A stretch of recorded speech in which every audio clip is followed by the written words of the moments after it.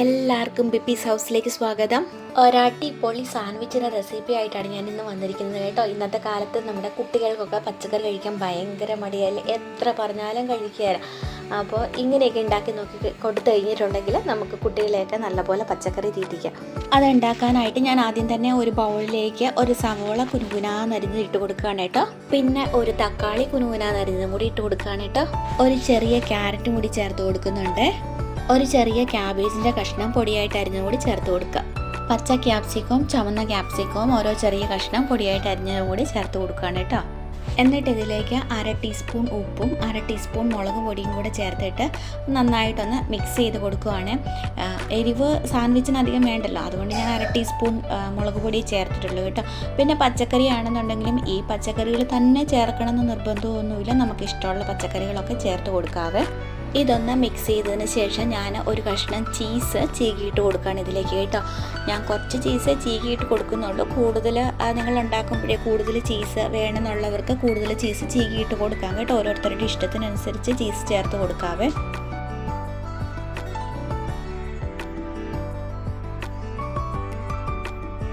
അതിനുശേഷം ഇത് നല്ലതുപോലെ ഒന്ന് മിക്സ് ചെയ്ത് കൊടുക്കണം. പച്ചക്കറിയുടെ എല്ലാ ഭാഗത്തും ചീസ് ഒരേപോലെ എത്തത്തക്ക രീതിയിൽ നല്ലതുപോലെ മിക്സ് ചെയ്ത് കൊടുക്കണം കേട്ടോ.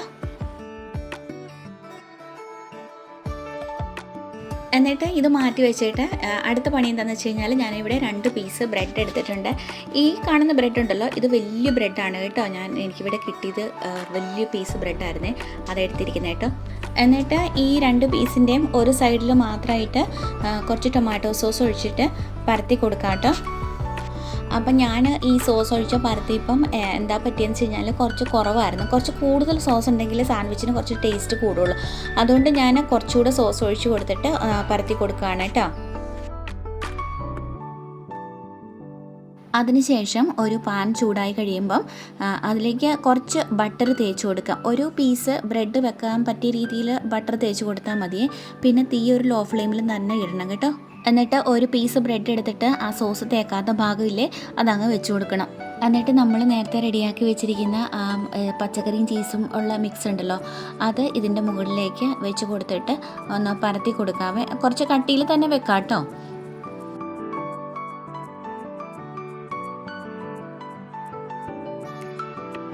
അതിനുശേഷം നമ്മൾ സോസ് തേച്ച് വെച്ചിരിക്കുന്ന മറ്റേ ബ്രെഡിൻ്റെ പീസ് ഉണ്ടല്ലോ, ആ സോസ് തേച്ച് വെച്ചിരിക്കുന്ന ഭാഗം വെച്ചിട്ട് ഈ പച്ചക്കറിയുടെ മേലേക്ക് കമത്തി അങ്ങ് വെക്കുക.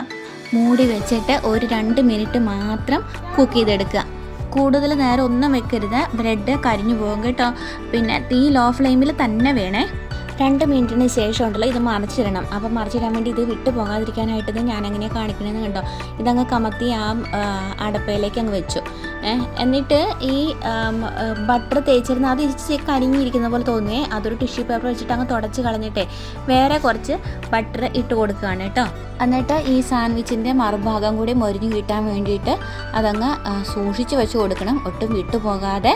എന്നിട്ട് ഈ ഭാഗവും മൂടി വെച്ചിട്ട് 2 മിനിറ്റ് മാത്രം കുക്ക് ചെയ്തെടുക്കുക. ലോ ഫ്ലെയിമിൽ തന്നെ ഇടണം. 2 മിനിറ്റിന് ശേഷം ഇത് വാങ്ങിയെടുക്കാവുന്നതാണ്. എടുക്കുമ്പോൾ വിട്ടുപോകാതെ സൂക്ഷിക്കണം കേട്ടോ.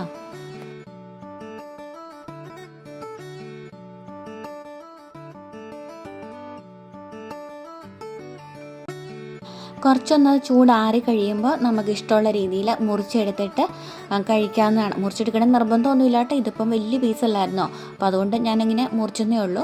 അപ്പോൾ ഇത് നല്ല ടേസ്റ്റാണ് കേട്ടോ. ഇതിന് എൻ്റെ കുട്ടികളൊക്കെ നല്ല രുചിയുണ്ടെന്നൊക്കെ പറഞ്ഞാൽ കഴിക്കുന്നുണ്ടായിരുന്നു. അപ്പോൾ ഇനിയിപ്പോൾ അവധിക്കാലമല്ലേ വരുന്നത്, അപ്പോൾ കുട്ടികളൊക്കെ വീട്ടിലിരിക്കാൻ പോവല്ലേ, അപ്പോൾ എല്ലാവരും ഇതുപോലെയൊക്കെ ട്രൈ ചെയ്ത് കൊടുക്കണം കേട്ടോ. എന്ന് വെച്ച് കഴിഞ്ഞാൽ കുട്ടികൾ എപ്പോഴും വീട്ടിലിരിക്കുമ്പോൾ എപ്പോഴും ഇങ്ങനെ കയറിയിറങ്ങി കഴിച്ചുകൊണ്ടിരിക്കണമല്ലോ. അപ്പം ബേക്കറി സാധനങ്ങളൊക്കെ വാങ്ങിച്ച് കൊടുക്കാതെ നമ്മൾ ഇങ്ങനെയൊക്കെ വീട്ടിൽ ഉണ്ടാക്കി കൊടുക്കുകയാണെങ്കിൽ അത് വളരെ വളരെ ഗുണകരമാണല്ലോ.